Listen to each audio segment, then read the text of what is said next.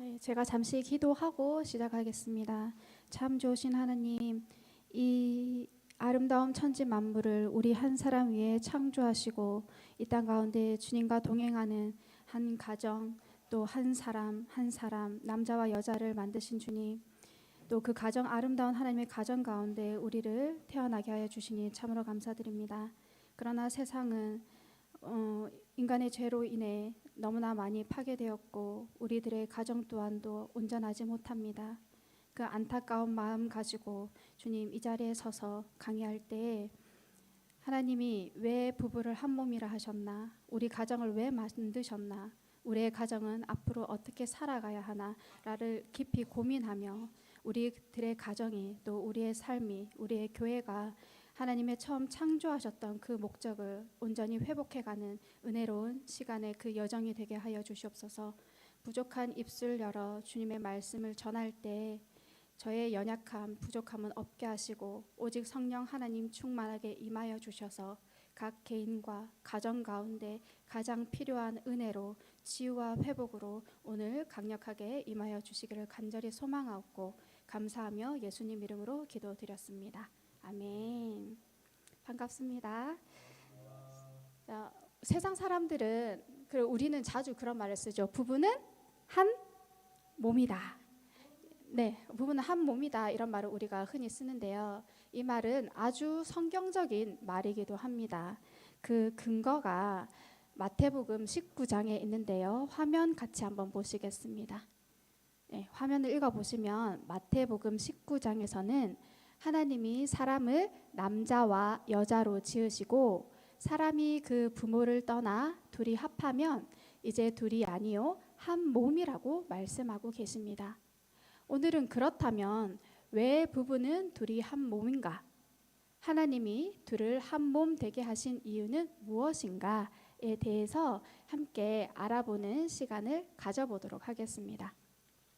본론으로 들어가기에 앞서서 제가 질문 하나 드리겠습니다.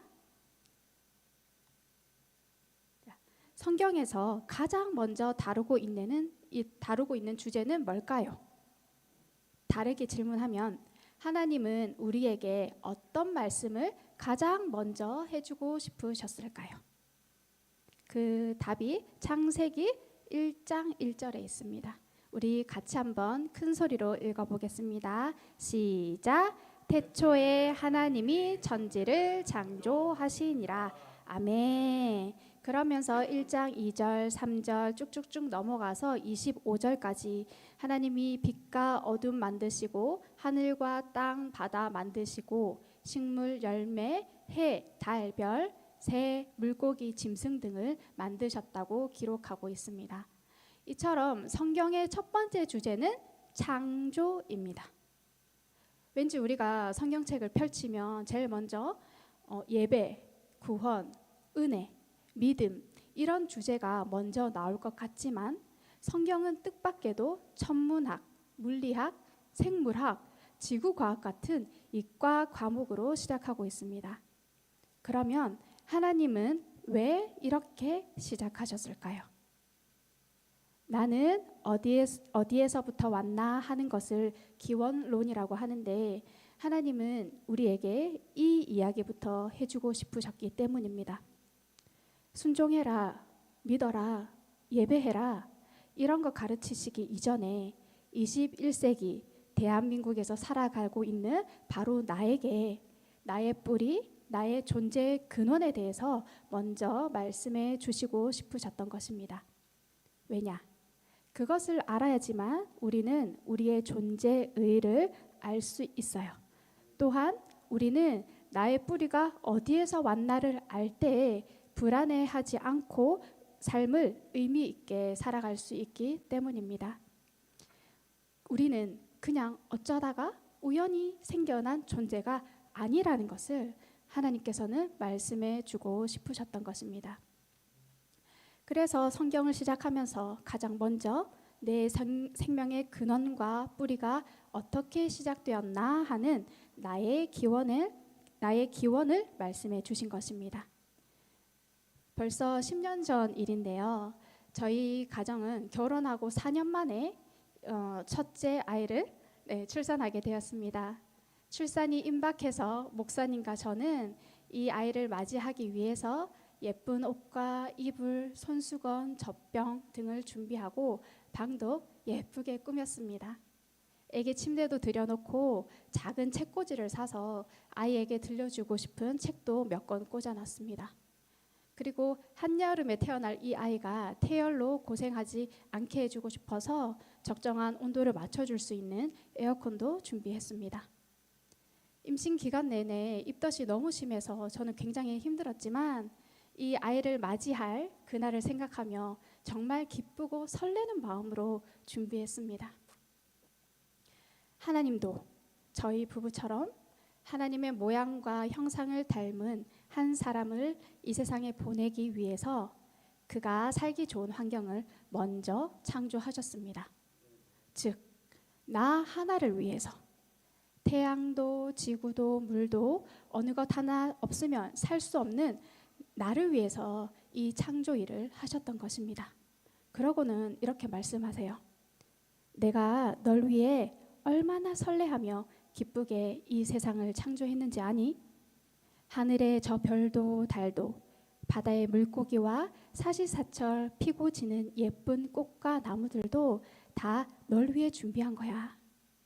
내가 이처럼 널 사랑해서 다 준비했어. 너라는 존재 이렇게 유집이 많이 드는 위대한 존재야. 이 말씀을 우리에게 제일 먼저 해주고 싶으셨던 것입니다. 이것이 창세기 1장 1절부터 25절까지의 내용입니다. 그럼 이제 본론으로 한번 들어가 보겠습니다. 사람 창조 엑스파일 창세기 1장 26절에서 28절 말씀입니다. 먼저 1장 1절에서 25절까지는 앞에서 본 것처럼 자연과학 영역을 다루었다면요. 이어지는 26절부터는 인문사회과학을 다루고 있습니다. 인간과 사회에 대한 깊은 통찰을 목표로 하는 이 학문을 인문사회과학이라고 하는데요. 가정, 결혼, 교육, 종교, 철학, 예술, 심리, 언어, 경제, 정치 등등 이런 것들이 사회과학의 연구 대상입니다. 창조주 하나님께서는 26절부터는 사람 왜 만드셨나? 왜 사람 하나 때문에 이 어마어마한 투자를 하시면서 이런 창조를 시작하셨나 하는 사람 창조 목적, 다르게 말하면 사람 존재의 의의, 또 최초의 공동체인 가정은 무엇이며 어떻게 유지되어야 하는가 등에 대한 질문에 대해서도 말씀해 주고 계십니다. 우리 오늘 본문 창세기 1장 26절부터 28절까지 같이 한번 다시 읽어볼 텐데요. 여기에 아주 중요한 포인트가 있어요.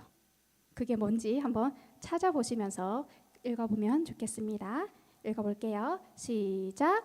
하나님이 이르시되 우리의 형상을 따라 우리의 모양대로 우리가 사람을 만들고 그들로 바다의 물고기와 하늘의 새와 가축과 온 땅과 땅에 기는 모든 것을 다스리게 하자 하시고 하나님이 자기 형상 곧 하나님의 형상대로 사람을 창조하시되 남자와 여자를 창조하시고 하나님이 그들에게 복을 주시며 하나님이 그들에게 이르시되 생육하고 번성하여 땅에 충만하라 땅을 정복하라 바다의 물고기와 하늘의 새와 땅에 움직이는 모든 생물을 다스리게 하라 하시니라. 아멘. 여기서 중요한 부분 찾으셨나요? 어디가 중요할까요? 자신감 있게. 자, 중요한 부분 어디냐면요. 여기 26절에 우리가 우리의 형상을 따라 우리의 모양대로 사람을 만들고입니다. 네, 그러면 여기서 질문 하나 또 해보겠습니다. 사람의 존재의 의의는 그러면 뭘까요? 뭘까요? 하은이? 바로 사람의 존재의 의의는 하나님을 영광해 내는 것입니다. 그러면 여기서 영광은 또 뭘까요? 하나님이 우주 만물을 한 사람 아담 때문에, 즉 나 때문에 만드셨다고 했는데, 그러면 왜 사람을 만드셨나? 바로 우리의 형상을 따라 우리의 모양대로에서 알 수 있듯이 사람은 하나님을 반영해내기 위해, 반사해내기 위해 창조되었습니다. 마치 거울이 우리의 모습을 있는 그대로 반사해내듯이 하나님의 형상과 하나님의 모양을 그대로 반사하라는 것입니다. 사람의 제일 가는 목적은, 존재의 목적은 하나님의 형상과 모양을 그대로 반사하는 것입니다. 이렇게 하나님을 우리가 반사하고 반영하면 그게 뭐라고요? 영광. 하나님을 영광해 내는 것입니다. 그러면 어떤 사람은 이렇게 질문할 수 있어요. 그러면 우리는 하나님의 꼭두각시인가요? 이렇게. 그런데 그게 아니죠. 나라는 정체성을 통해서 하나님을 투영시키는 삶을 살아보라는 것입니다. 내 삶 속에 하나님이 보이도록, 하나님이 스며 나오도록 그렇게 살라는 것입니다. 그래서 하나님을 그대로 반사해 내기 위해 창조된 사람은 하나님을 영광해내며 살 때만이 진정 행복하게 살 수 있는 것입니다. 자, 그러면 예배란 무엇일까요?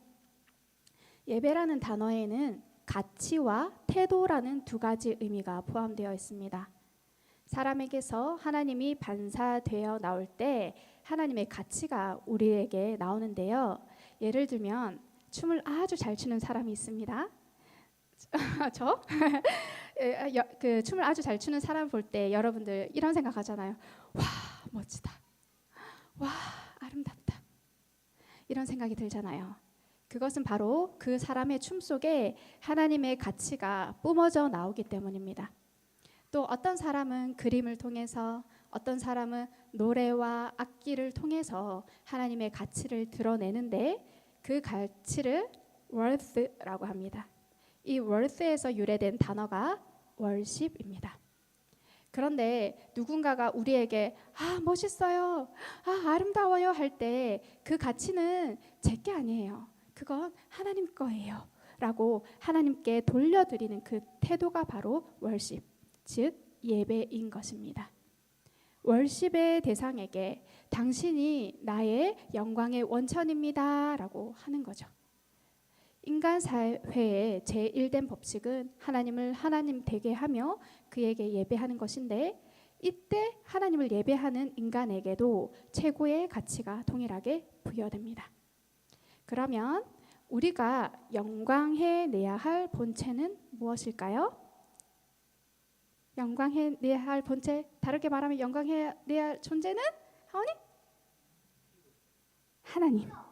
하나님의 형상과 모양입니다. 자, 오늘 본문의 내용이 있는데요. 그러면 이 형상, 히브리어로는 살렘, 영어로는 이미지라고 하는데, 사물이나 인격의 속성이 겉으로 드러나는 것을 말합니다. 그래서 하나님의 인격, 영성과 같은 속성이 우리의 지, 정, 의를 통해서 드러나는 모든 활동을 말하는데, 예를 들면 철학, 경제, 문학, 사랑, 예술과 같은 것들이 다 하나님의 형상이 될 수 있습니다. 왜냐하면 이것들은 인간에게서 저절로 나온 것들이 아니라 하나님의 형상이 반사되어 나온 것들이기 때문에 그렇습니다. 그러면 첫사람 아담은 도대체 하나님의 이 형상을 어떻게 반영해냈을까요? 하나님이 아담에게 이렇게 말씀하셨죠. 생육하고 번성하여 땅에 충만하라. 땅을 정복하고 다스려라. 그렇게 하면서 아담은 그러면 그렇게 하면, 하나님 말씀하신 대로 그렇게 살아가면 아담이 하나님의 형상을 따라 하나님을 영광해 내는 것이 됩니다. 그러면 모양, 이 모양은 뭘까요? 한자어로 모양은 형상이 존재하는 형태, 존재 양태를 말합니다. 히브리어로는 드뭇 아니면 데무트라고 하는 이 단어는요, 닮음, 같은 모양이라는 의미를 가진 뜻입니다. 그러므로 하나님의 모양대로라는 뜻은 하나님의 존재 양태인 삼위일체를 반사해 낸다는 것입니다. 그렇다면 우리는 어떻게 하나님의 모양을 반사해낼 수 있을까요? 이것을 알기 위해서 가장 먼저 이 삼위일체가 무엇인지부터 이해를 해야 합니다. 제가 조금 어려운 말 할 거예요. 이제 삼위일체라는 이 용어는 성경에 나오는 말은 아니고요. 신학자들이 만들어낸 용어입니다. 성부, 성자, 성령의 세 위격이 하나의 실체인 하나님 안에 존재하는 것을 표현한 것입니다. 이렇게 사전에 나와 있더라고요. 네이버 치니까. 근데 이게 무슨 말이야? 너무 어렵잖아요. 여기서 우리가 인정해야 될 하나가 있는데요. 바로 피조물인 우리는 하나님의 존재 양식을 완전히 깨달아 알 수는 없다는 것입니다. 그래서 하나님의 존재를 이해하도록 하기 위해 그저 우리의 눈높이와 수준에 맞춘 문자와 단어로 이렇게 표현을 했을 뿐입니다. 그러니까 여기서 우리는 심플하게 하나님은 성부, 성자, 성령 세 분이면서 한 분이신 분이다. 이렇게만 기억하고 일단 넘어가 보도록 하겠습니다. 아까 창세기 1장 26절에서 우리가 우리의 형상을 따라 우리의 모양대로 사람을 만들자라고 했던 부분 기억나시죠? 그런데 여기서 조금 특이한 부분 좀 하는 부분이 있지 않으세요? 바로 우리라는 표현입니다. 하나님 한 분이신데 우리라고 표현을 했어요. 성부, 성자, 성령 세 분이시면서 한 분이신 단일 복수형 이것이 하나님의 존재 양태, 즉 하나님의 모양입니다. 그리고 이 하나님은 이 세 분의 성부, 성자, 성령님은 사랑으로 관계하는 공동체입니다. 그러면 삼위일체 이 사랑의 공동체이신 신비로우신 하나님을 사람인 우리는 어떻게 반영해 낼 수 있을까요? 바로 이 비밀을 풀어내는 것이 남자와 여자, 결혼과 가정의 그 속에 있습니다. 이번에는 창세기 2장 18절부터 23절까지 읽어볼 건데요. 이 본문을 읽으실 때 문맥상 연결이 되지 않는 두 절이 있습니다. 그게 몇 절과 몇 절인지 또 한번 생각해 보시면서 같이 읽어보겠습니다. 시작. 여호와 하나님이 이르시되 사람이 혼자 사는 것이 좋지 아니하니 내가 그를 위하여 돕는 배필을 지으리라 하시니라. 여호와 하나님이 흙으로 각종 들짐승과 공중의 각종 새를 지으시고 아담이 무엇이라고 부르나 보시려고 아담이 각 생물을 부르는 것이 곧 그 이름이 되었더라. 아담이 모든 가축과 공중의 새와 들의 모든 짐승에게 이름을 주니라. 아담이 돕는 배필이 없으므로 여호와 하나님이 아담을 깊이 잠들게 하시매 잠드니 그가 그 갈빗대 하나를 취하고 살로 대신 채우시고 여호와 하나님이 아담에게서 취하신 그 갈빗대로 여자를 만드시고 그를 아담에게로 이끌어 오시니 아담이 이르되 이는 내 뼈 중에 뼈요 살 중에 살이라. 이것을 남자에게서 취하였은즉 여자라 부르리라 하니라. 아멘. 찾으셨습니까? 문맥상 연결이 안 되는 엉뚱한 두 구절 찾으셨어요? 자, 어디냐면 19절과 20절입니다. 18절의 내용 보시면 사람이 혼자 사는 것이 좋지 않으니 그를 돕는 배필을 만들어 주겠다라고 하나님 말씀하세요. 그러면 그 다음에 21절로 바로 넘어가서 여자를 만드는 내용이 나와야 문맥상 내용이 맞는데 갑자기 혼자 사는 것이 좋지 않아 배필을 만들어 줄게 그러더니 19절 20절에 아담이 짐승들의 이름을 지어주는 내용이 생뚱맞게 들어있습니다. 처음 발견하셨죠? 왜 그럴까요? 그 이유를 잠시 후에 알아보겠습니다.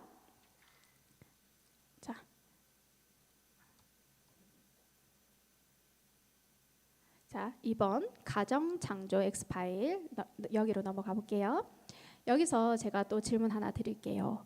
하나님은 왜 아담이 혼자 사는 것이 좋지 못하다고 하셨을까요? 이거 고민해 보신 적 있으세요? 저는 혼자 살면 외로우니까 하나님이 보기 안 좋다고 하셨나 보다 이렇게 생각을 했거든요. 그런데 여기에는 더 깊은 뜻이 담겨 있습니다. 앞에서 아담은 하나님의 형상과 모양을 반사해 내기 위해서 창조되었다고 했습니다. 그런데 하나님의 모양, 하나님의 존재 양태가 어떠했다고 했죠? 삼위일체 복수로 계시면서 단수이신 우리, 복수로 계시면서 단수이신 사랑의 공동체로 계신다라고 했습니다. 그런데 혼자 사는 아담이 과연 이런 하나님의 모양을 온전하게 드러낼 수 있었을까요? 없겠죠. 네. 그래서 하나님 보시기에 좋지 못하다라고 하셨던 것입니다. 그래서 하나님이 하와를 창조하신 거예요. 사람도 하나님처럼 단수로 존재하되 하나라는 이름 아래 복수로도 존재하는 형상이 필요하셨던 거죠. 그러니까 질문 1에 왜 아담이 혼자 사는 것이 좋지 못하다고 하셨나에 대한 답은 혼자 사는 것은 하나님의 모양이 아니기 때문에입니다. 그리고 이것이 사회의 기원이 되기도 합니다. 그러면 두 번째 질문으로 넘어가서 하나님께서 왜 아담에게 짐승들의 이름을 지어주라고 하셨는가? 여러분들은 이름을 지어준다라는 것이 어떤 의미인지 아십니까? 이름을 지어준다는 것은 그것의 본질을 규명한다라는 것입니다. 그러니까 자세히 살피고 관찰해서 그 대상에 대해서 다 알아야지만 이름을 지어줄 수 있는 것입니다. 그리고 이 이름을 지어주는 그 사람에게는 주권이 있습니다. 그 존재에 대해서. 본질을 규명해야 그것을 정복하고 다스리고 관리할 수 있기 때문에 하나님은 아담에게 하나님께서 만드신 만물의 본질을 규명하여서 그것을 다스리고 통치할 수 있는 권리를 주시려고 짐승들의 이름을 지으라고 하신 것입니다. 이제 이 세상의 왕으로서 관리하고 다스려야 되기 때문에 하나님이 하와를 만들기 이전에 먼저 이름 짓기부터 시키셨던 겁니다. 그러면서 열심히 하나님이 만드신 만물을 연구하게 하셨습니다. 그런데 그 연구한 결과 아담은 무언가를 하나 깨닫게 됐어요. 바로 자기와 본질상 똑같은 존재가 이 세상에 없다라는 것입니다. 아담과 똑같은 존재, 아담과 똑같은 형상은 바로 누구의 형상이죠? 네, 하나님의 형상이죠. 자기 자신 외에 하나님의 형상을 닮은 존재가 이 세상에 없다는 것을 아담이 이름 짓기 하다가 깨닫게 된 겁니다. 하나님이 의도하신 거예요. 그래서 하나님은 이제 아담이 그것을 깨달은 이후에 아담과 함께 여자를 창조하시는 일을 하셨습니다. 남자가 여자를 확실히 알아서 이름을 지어주라고. 그래서 아까 문맥상 맞지 않는 것 같은데 했던 그 구절들을 굳이 중간에 삽입해서 이름 짓기를 끝내신 그 다음에 21절에 이어서 여자 만들기를 그제서야 시작하신 겁니다. 그러면 3번 본래 여자는 어디에 있었던 거죠? 여자는? 맞아요. 남자 몸 안에 아담 안에 있었던 것입니다. 이게 안 넘어가. 네네. 네. 남자를 잠들게 하시고 그 몸에서 재료를 꺼내서 여자를 만드심으로 여자는 남자 속에 이미 있었던 존재가 되는 셈이고, 그러면 남자는 남자 더하기 여자가 되는 것입니다. 조금 이해되시나요? 네. 하나님은 어떤 재료로든지 여자를 만드실 수 있었지만 그렇게 하지 않으셨어요. 왜 그러셨나? 굳이 남자 몸의 일부를 재료로 쓰신 데는 큰 비밀이 감춰져 있습니다. 하나님 일부러 그러셨던 거예요. 왜? 창조의 최종 목적에 대한 정보를 입력시키기 위해서입니다. 하나님은 그분의 형상과 모양을 따라 우리를 창조하셨죠. 그리고 하나님의 모양은 사랑으로 관계하는 공동체이십니다. 본질상 하나이지만 그럼에도 불구하고 또 세 분이 고유한 자신의 정체성을 가지고 활동하시는 이 비밀을 어떻게 사람을 통해 하나님이 실현해 내셨는가? 바로 아담 안에 여자가 있게 하심으로입니다. 본질적으로 둘은 하나였다는 거죠. 하나에서 고유한 정체성을 가진 남자와 여자로 살아가게 하신 이 부부는 오늘 제목처럼 둘이 하나 되게 하신 하나님의 지혜입니다. 그러면 공동체 발생은 누가 주련하면서 시작된 거죠? 결국 하나님의 창조의 최종 목적은 무엇이었냐 하면 공동체였습니다. 그것은 누가 출현하면서부터 시작되었나? 바로 여자. 두 번째 사람인 여자 하와가 출현하면서부터 사람과 사람 사이가 사회로 이어지고 이것이 바로 하나님의 모양, 하나님의 스타일이 된 것입니다. 그러면 아담이 이름 짓기 하면서 깨달은 인간론은 무엇인가?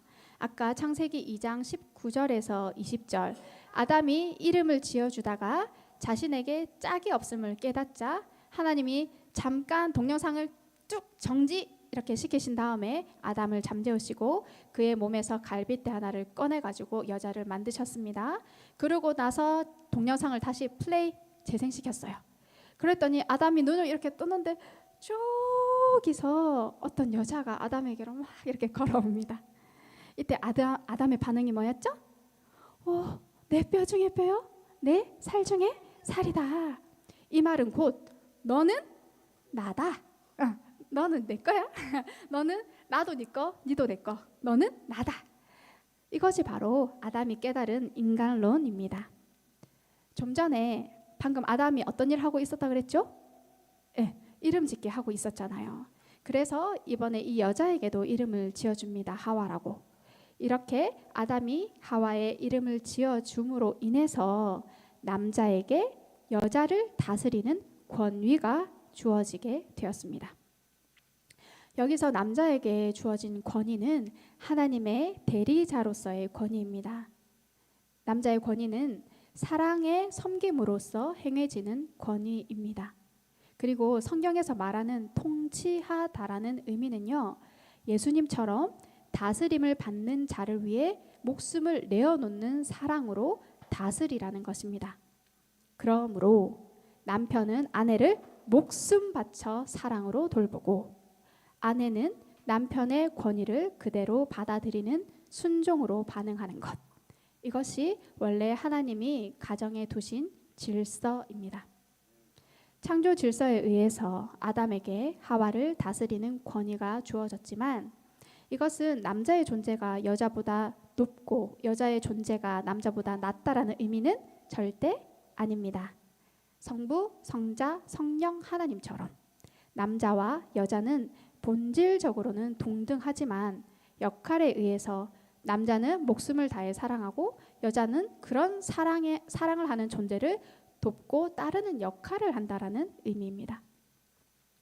그러면 하나님께서 아담에게 다스리라고 위임한 그 근거는 무엇인가? 하나님은 하와가 창조되고 아담이 그녀의 본질을 규명하면서 그래, 너는 나구나. 네 안에 내가 있구나.